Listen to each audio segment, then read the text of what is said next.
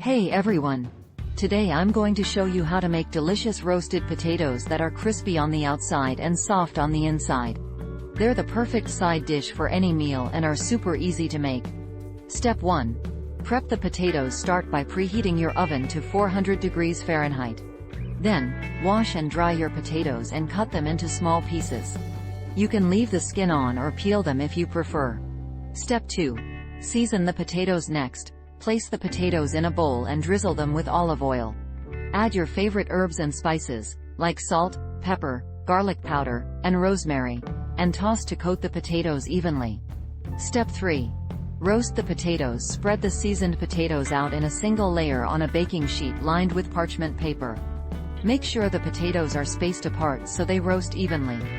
Place the baking sheet in the preheated oven and roast the potatoes for 20 to 30 minutes until they're crispy and golden brown.